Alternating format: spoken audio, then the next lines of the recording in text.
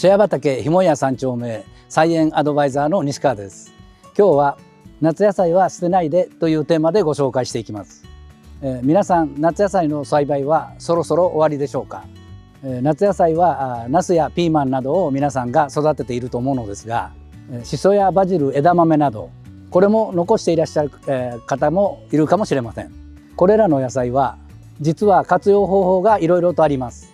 来年の種に使ったり料理に使ったり少し工夫しますといろいろな楽しみ方がありますので、今日はそちらをやっていきたいと思います。最後に質問にもお答えしますのでぜひご覧ください。では行ってみましょう。それではまず枝豆から見てみましょう。皆さん、枝豆は取り逃してしまうと茶色くなってしまい葉も黄色くなるので捨ててしまっている方もいるかもしれません。しかし枝豆というのは来年の種として使ったり大豆として活用できる非常に活用方法がいろいろある野菜です。煮豆として使ってもいいですし、納豆作りにチャレンジすることもできます。ぜひ取り逃してしまった場合は大豆として使ってみてください。少し収穫してみましょう。鞘が弾けて下に落ちていますので丁寧に拾ってみてください。まだ青いうちに取るのはダメです。完全に枯れてから乾燥して鞘が弾けるぐらいの時に大豆として収穫してみましょう。短時間でこんなに取れました。煮豆として使ってもいいですし、納豆味噌作りなどに挑戦してもいいと思います。乾燥した枝豆も取ってみます。鞘ごと取ります。このようにしっかり大豆になっています。来年の種として残す場合はしっかり乾燥させて瓶などに入れて冷蔵庫で保管しましょう。枝豆の種はそこまで高くはありません。来年のために残すのもいいのですが、購入してもあまり変わらないと思います。ただしおすすめの方法としては固定種の枝豆など少し珍しいものを入手したらこちらを何度も毎年繰り返すように栽培してみてください。そのような保管方法もありますのでぜひやってみてください。また枝豆はいろんな場所で育てることができますので、来年は大量に植えてこのような大豆として、取るのを残しても面白いかもしれません。続いてシソです。シソは夏からずっと収穫してくるとだんだん葉が小さくなったり黄色くなってくるのでそろそろ終わりだと思って撤去する方がいらっしゃいますが、非常にもったいないです。シソはこの時期になると花が咲きます。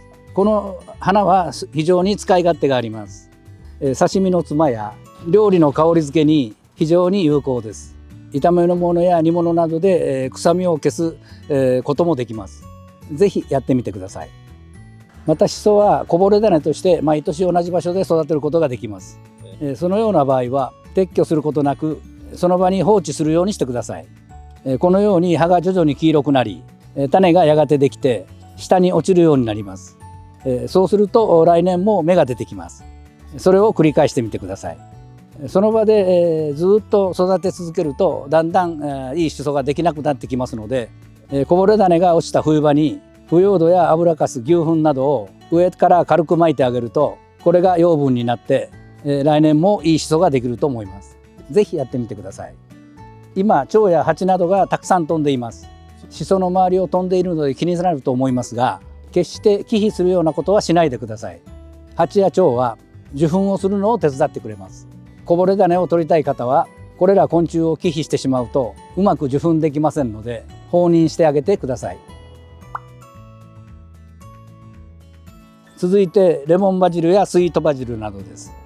バジルもシソ科の野菜なのでこぼれ種を活用したり種を瓶に入れて来年活用することもできます。ハーブが好きな方は珍しい種を手に入れたらぜひ来年用に少し取ってみてください。こちらはレモンバジルです。非常にとう立ちが盛んで花がたくさん咲いています。少し取ってみます。では少し匂いを嗅いでみます。普通のバジルにレモンの香りを加えたようないい香りがします。レモンバジル、スイートバジルはお湯を注いであげるとハーブティーとして楽しめます。また何かお菓子の香り付けなどにも使えます。このような花が非常に役立ちますので捨てることなくぜひ活用してみてください。こちらは花が終わったこの部分に種ができてきます。少し硬くなり始めています。もう少しすると種が完熟してくると思います。このように青々とした状態では種はできていませんので、もっと乾燥させていきましょう。完全に乾燥しきったらこのようにカットして手などでこすって種を取り出してみてください。ということで、枝豆、シソ、バジルなどは収穫後半になると処分する方が多いのですが、一工夫すると食事でも楽しめますし、来年の栽培に向けた準備にも使えます。では最後に私のおすすめの食べ方も紹介します。シソなんですが、だんだん葉が小さくなります。